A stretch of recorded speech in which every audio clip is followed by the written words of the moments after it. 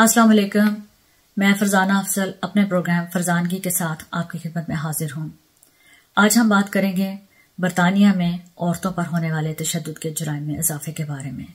तकरीबन 10 रोज कबल 26 जून बरोज इतवार को 2:17 पर एक खातून ज़ारा अलीना लंदन के एरिया इल्फर्ड में अपने घर वापस जा रही थी कि किसी अजनबी ने उन पर अटैक करके उनको रेप करने की कोशिश की, उनकी सारी बिलोंगिंग छीन ली और उन पर बहुत ज्यादा तशद्दुद किया, जिसके नतीजे में वो बेचारी अपनी जान से हाथ धो बैठी। इस वाक़े के बाद पूरे बरतानिया में, खुसूसन लंदन में बहुत ज्यादा खौफ व हरास पाया जाता है। खवातीन अपने आप को सेफ महसूस नहीं कर रही। उसकी वजह यह है कि गुज़श्ता बरस भी इसी तरह का एक वाक़या सितंबर 2021 में एक खातून सबीना नेसा इसी सिचुएशन में बिल्कुल अपने घर वापस जा रही थी पैदल चलकर कि किसी ने उन पर अटैक करके उनको जान से मार दिया।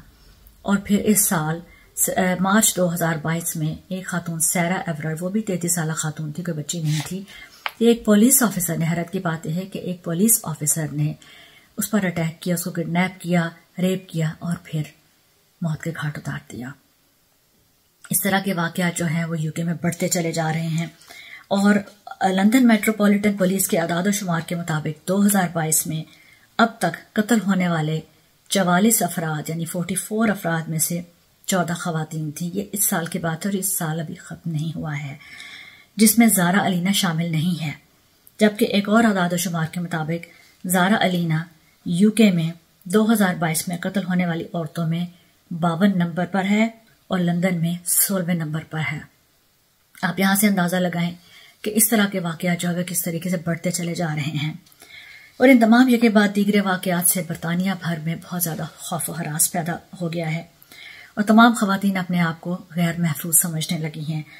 और क्योंकि इसकी वजह यह है कि पुलिस का जो सिस्टम यहाँ भी बहुत स्लो है, इन्वेस्टिगेशन बहुत स्लो होती है। आप लोग जो है, जब कंपैरिजन की बात मैंने एक दफा की थी कि हम करेंगे, पाकिस्तान की बात करते हैं, यहाँ ठीक है, कानून है, सब कुछ है, लेकिन यहाँ का सिस्टम भी इतना एफिशिएंट, इतना तेज तर नहीं है कि मामलात की फौरी तौर पर तहकीकात हो सके।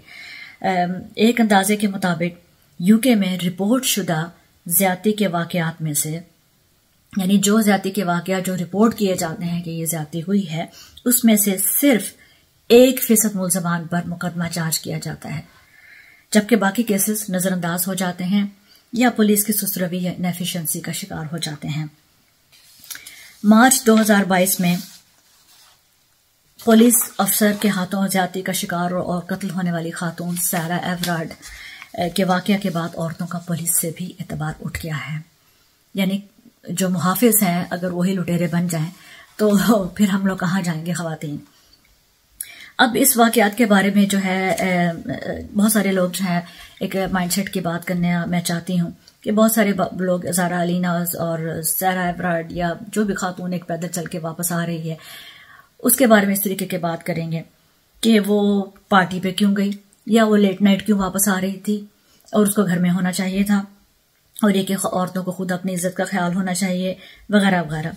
तो ऐसी सोच रखने वालों को ये समझना जरूरी है कि ये दुनिया, ये मुल्क, ये शहर, ये मुआशरा जितना मर्दों का है उतना ही औरतों का है। जिस तरीके से मर्दों को पूरी आज़ादी और हिफाजत के साथ जीने का हक है, उसी तरह औरतों को भी बराबरी से जीने का हक है। जिस तरह मर्द दिन रात के किसी पहर भी 24 घंटों में किसी भी वक्त बिला खौफ खतर कहीं भी जा आ सकते हैं, इसी तरह औरतों को भी महसूस करना चाहिए कि वो भी बाहिफाजत हैं, उनको डर महसूस नहीं होना चाहिए। लेकिन अनफॉर्चुनेटली होता यह है कि हम ट्रेन स्टेशन पे, पब्लिक ट्रांसपोर्ट में अपने आप को सेफ फील नहीं करते और इस तरह के वाकयात जब यके बाद दीगरे सामने आए तो एक नेचुरली खौफ हरास जो है वो तमाम औरतों में यूके भर में फैल गया है।